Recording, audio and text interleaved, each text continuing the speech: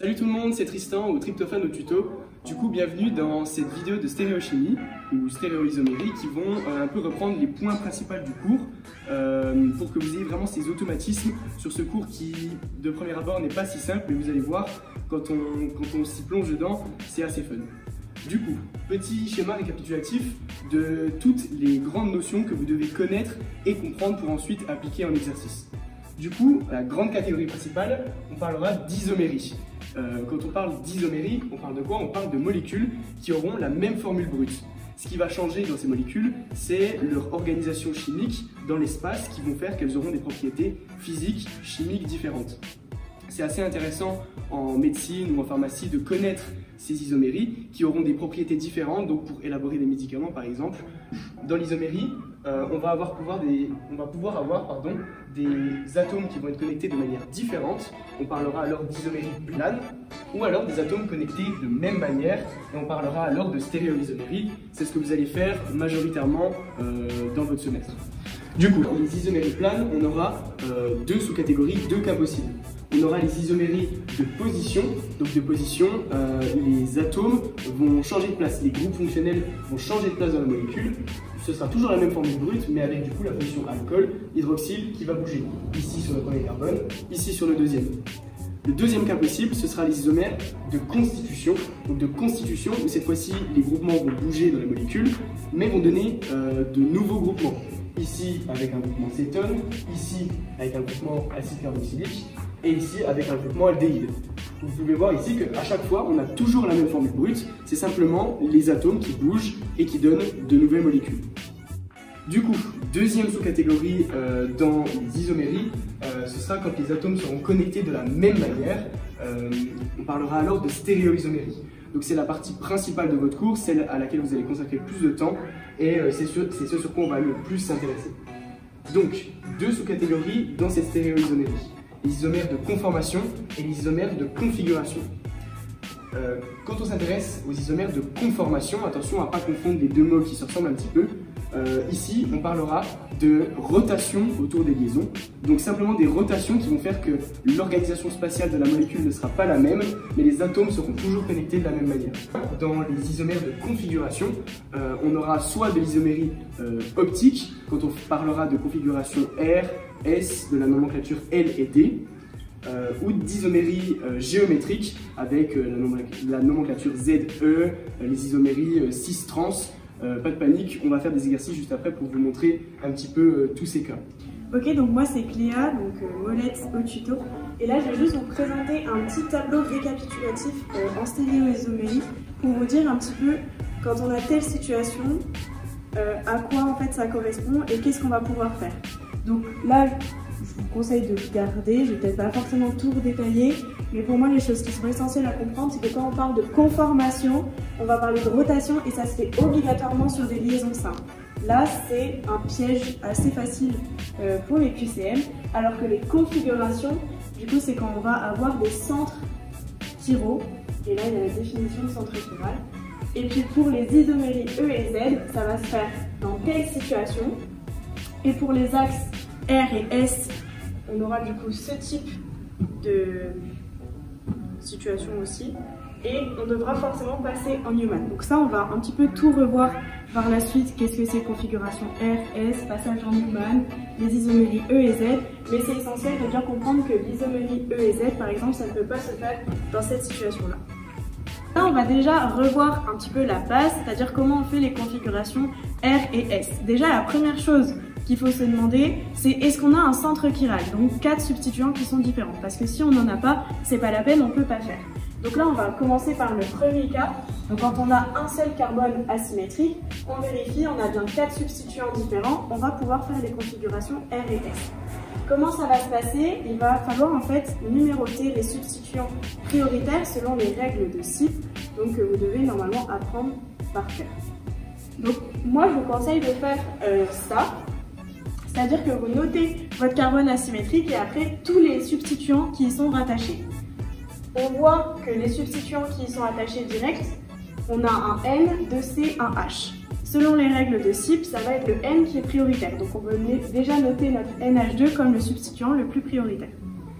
Ensuite, on a 2C. Donc ça veut dire qu'ils ont la même priorité. Il va donc falloir remonter sur les atomes précédents pour savoir lequel de ces 2C est prioritaire.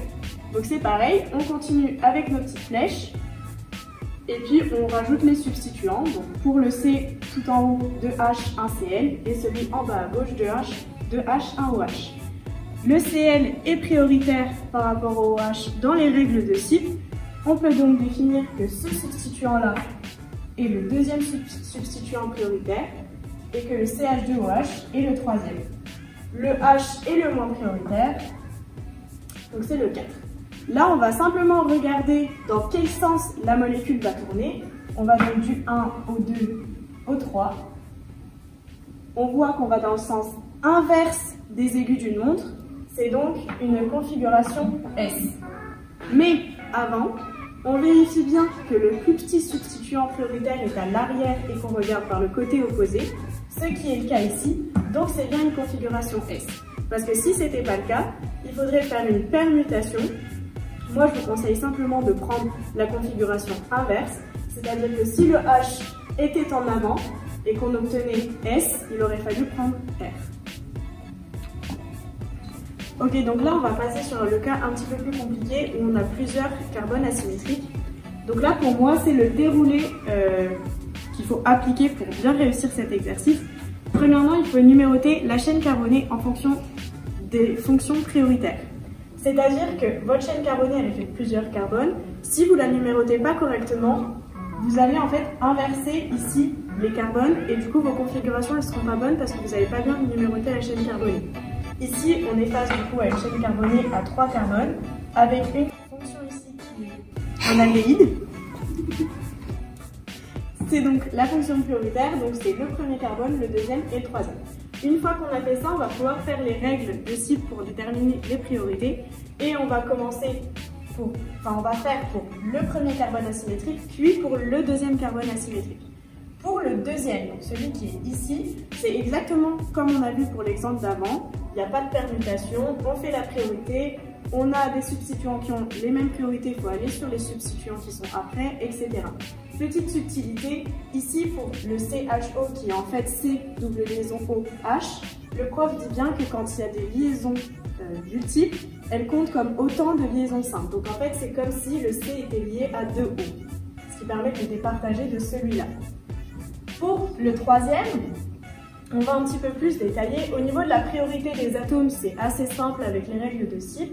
La seule petite subtilité, c'est qu'on a ici le substituant le plus petit qui est en avant. Donc il va falloir faire une permutation. C'est-à-dire qu'ici, en numérotant, on obtient une configuration R, puisque ça tourne dans le sens des aigus d'une montre. Sauf que comme notre plus petit substituant est en avant, il faut faire une permutation. Donc on prend l'inverse, on a trouvé R, ce sera S. Et donc du coup on obtient 2R, 3S, parce que le deuxième carbone de notre chaîne carbonée est R, et le troisième est S. Et alors je viens vous donner mon petit tips, en fait pour savoir si c'est R ou S. Pour dessiner un S, pour écrire la lettre S, on l'écrit dans ce sens-là, ok. Le début du S, on tourne vers la gauche. Du coup, ça veut dire que la configuration S, quand on tourne vers la gauche, c'est comme pour écrire le S, donc c'est S, comme ci. Donc là, je vais vous expliquer comment on fait les conformations de Newman.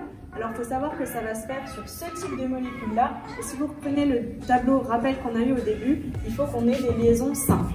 Donc, pour faire les conformations de Newman, on va prendre notre molécule et on va la regarder sur le côté. Donc ici, on va la regarder de ce côté-là. Et vraiment, c'est comme si on se déplaçait, qu'on la regardait sur le côté et qu'on met tout ce qu'on voit. C'est-à-dire que là, quand vous vous mettez ici, tout ce qui est en avant, vous allez le voir à droite. Tout ce qui est en arrière va se voir à gauche. Et donc là, on va noter ici le premier carbone qu'on voit, celui-là. Et puis le gros rond derrière représente le deuxième carbone, celui-ci. Et après, on place les substituants avec cette histoire de ce que je vois en avant est à droite, ce qui est en arrière, je le vois à gauche. Pour ce qui est des configurations érythro et tréo, en fait, c'est juste que pour faire celle-là, il faut déjà obligatoirement repasser en Newman. Il faut faire ce qu'on a fait avec notre molécule. Et il faut refaire les configurations S et S pour nos S et R, pour nos deux carbones. On fait pour le premier. En fait, la petite subtilité, elle est sur le fait qu'on ne va pas mélanger les carbones. Je m'explique. Ici, quand on l'a fait sur notre molécule, on avait parfois le substituant prioritaire qui était l'autre carbone principal. Alors qu'ici, on va en fait rester sur les substituants sur ce premier carbone et faire la priorité. C'est-à-dire que tout à l'heure, pour ce premier carbone-là, on avait bien le CHO en premier, mais le deuxième, c'était le C3 et pas le CH3. Le CH3 était troisième et le H était quatrième. Là, on reste vraiment sur le premier des carbones et on fait les règles de priorité sur ça. On fait la même chose pour le deuxième et on voit les configurations qu'on a obtenues pour les deux.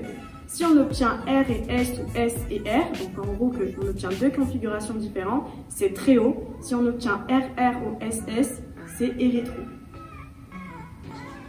Du coup, dernière partie de la vidéo, on va s'intéresser à l'isomérie géométrique, donc sous-partie un petit peu des isomères de configuration. Dans quel cas on va faire une isomérie géométrique? Donc c'est quand on va avoir des composés comme celui-ci ou comme celui-ci quand on aura des composés éthyléniques. Donc une double liaison C-C. Attention, c'est aussi possible avec une double liaison C-N, mais vous allez surtout rencontrer celui-là, mais pensez-y quand même. À vérifier déjà, c'est que du coup on va s'intéresser à nos deux carbones asymétriques et leurs substituants. Il faut que les substituants de chaque carbone soient différents entre eux. Il faut que A soit différent de B pour que ça marche et que C soit différent de D. Si ici on a deux fois la même chose, on ne pourra pas faire d'isomérie géométrique. Du coup, comment on fait pour faire une isomérie géométrique? On prend nos substituants et selon la règle de SIP, on va regarder lequel est prioritaire.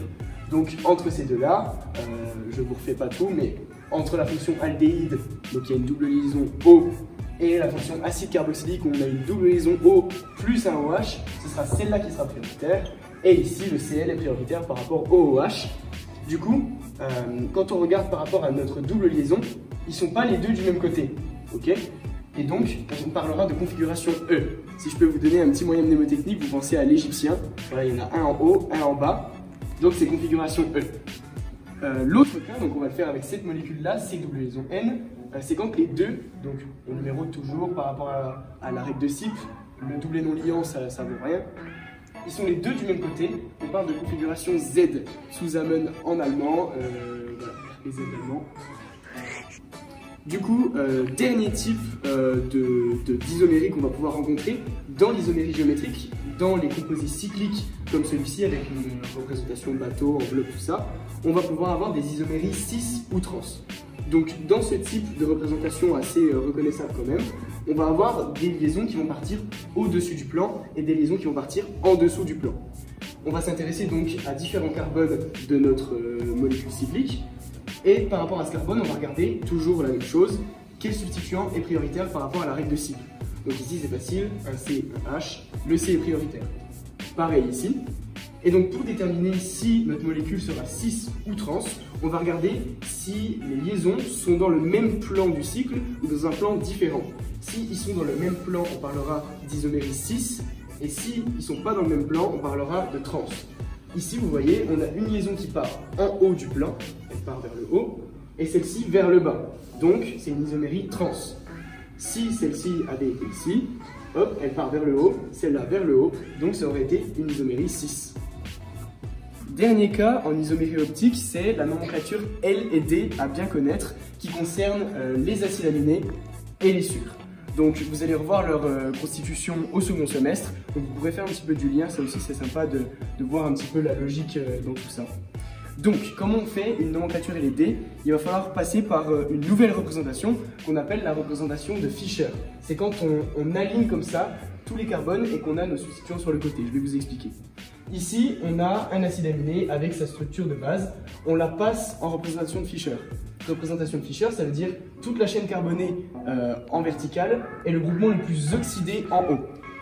Sur les côtés, on aura donc notre groupement azote. On regarde le dernier et on regarde notre azote s'il est du côté droit ou du côté gauche. S'il est du côté droit comme ici, on aura la configuration D. D comme droit, c'est assez facile à retenir. Pour la configuration N, on va le faire avec le sucre qui est ici. Pareil, vous allez apprendre au second semestre leur composition. Ici, c'est un sucre. Et on s'intéresse au dernier carbone par rapport à ici, le carbone qui porte la fonction la plus oxydée. Ici c'est l'aldéhyde, donc ça c'est un petit peu à savoir par cœur. Sur le dernier carbone, on regarde si notre groupement hydroxyle, il est à gauche ou à droite. S'il est à gauche, ce sera configuration L comme left en anglais qui veut dire gauche.